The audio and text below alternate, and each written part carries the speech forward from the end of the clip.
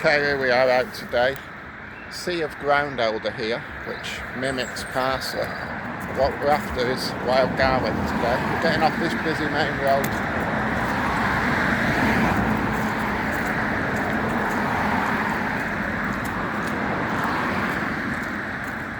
Now it's moving on to wild garlic.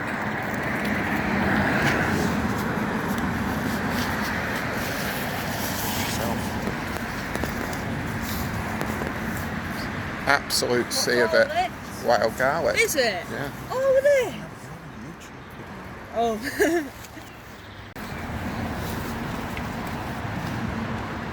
Absolute sea of wild garlic.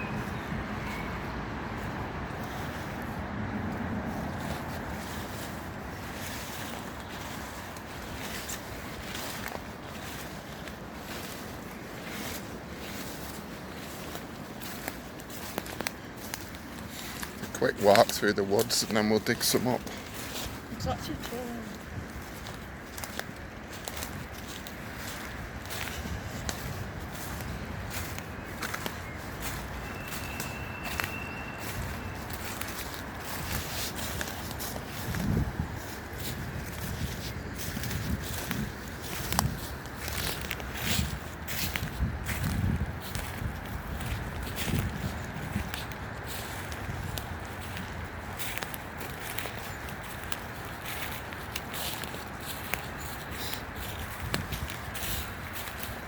See a lot of the yew trees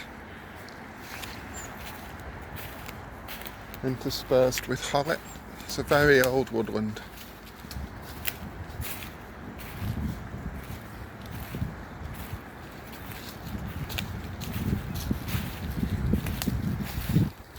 What do you reckon that is? That whole thing. Okay, here we are back to the wild garlic. So we will dig some up.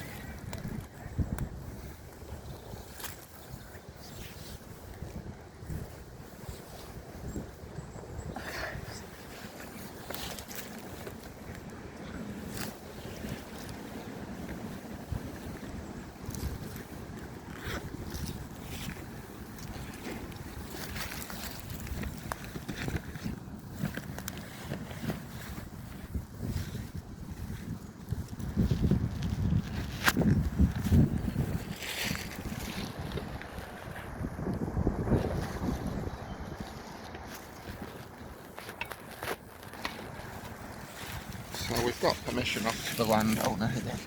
Let's get some of these roots to take home. Another way of getting it is to collect the flowers later on in the season.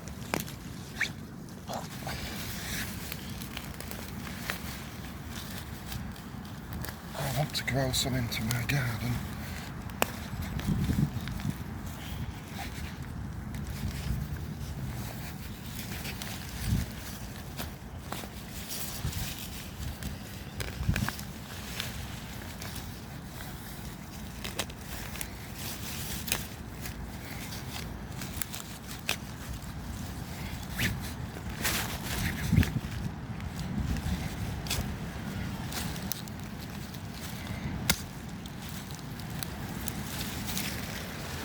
Alright, there you go.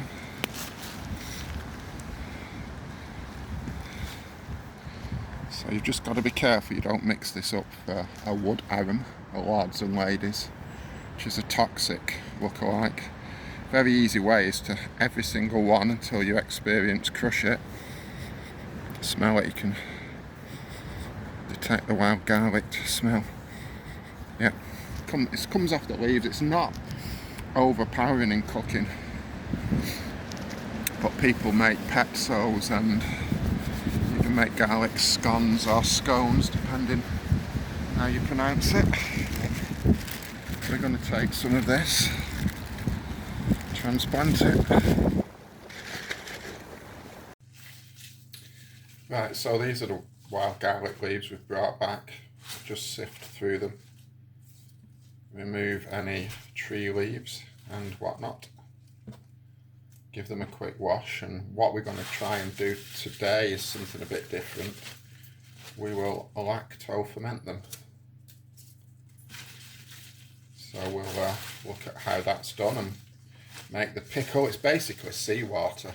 And what happens is all the good bacteria, you give them a bit of a wash, all the good bacteria will start to ferment these. A bit like sauerkraut, that's lacto-fermentation. And it's probiotic. You slowly, once it's got down to the desired taste after 7 to 14 days, what you can do is then refrigerate it to dramatically slow down the fermentation. Long-term storage, it can be pickled or heated up to about 60 degrees centigrade or higher and canned, but it destroys all the probiotic good bacteria. So we will boil some water, let it cool, and wash these leaves. So we'll see you in the next bit. Right, for the lacto-fermentation, we want 2% solution, which is similar to seawater. So you can guess where that came from, can't we? Thousands of years ago. Okay, so 2% solution is about 1 heaped tablespoonful of water.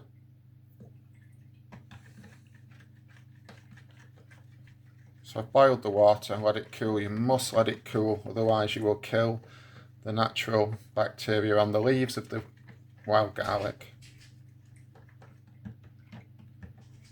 And then the next thing to do is to start packing it into the jars.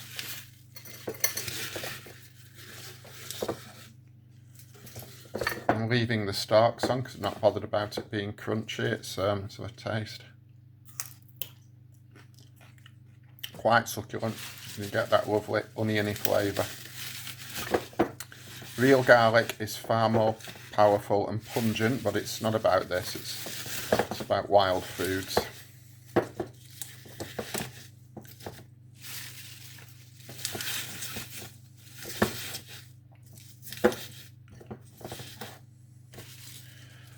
See the flower heads of the garlic? It very, very quickly matures. A few weeks ago, 2-3 weeks ago, it was barely coming through. You've got to be quick and get it.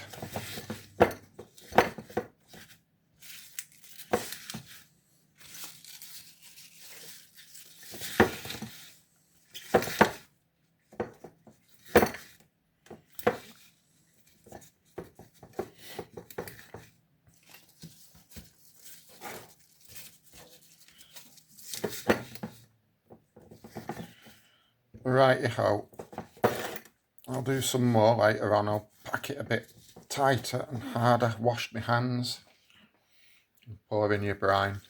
I want to just cover it. No more.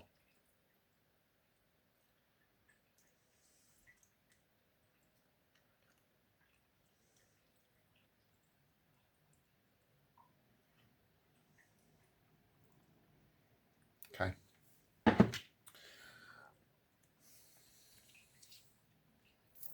One last leaf. Now, you've got to let air get to this, so I'm using a Kilner type jar. And if I sealed that, it wouldn't work. But your danger with this, as we progress and it gets warmer, is fruit flies. So cover it with something like a tissue. Yeah, obviously I'll dry that off and then cover it. We'll cover that up, put an elastic band around it, or you could use a muslin cloth, which is far better. And it's just to keep fruit flies out, which are absolute murder for anything that is fermenting or decaying. Fizzy drinks in the house, rubbish you forgot about, a rotten potato in a bag. When you see fruit flies flying around the house, you know there's something vegetable-wise. Often other foodstuffs decaying. So there we go. We'll see how we get on with this and keep you all updated.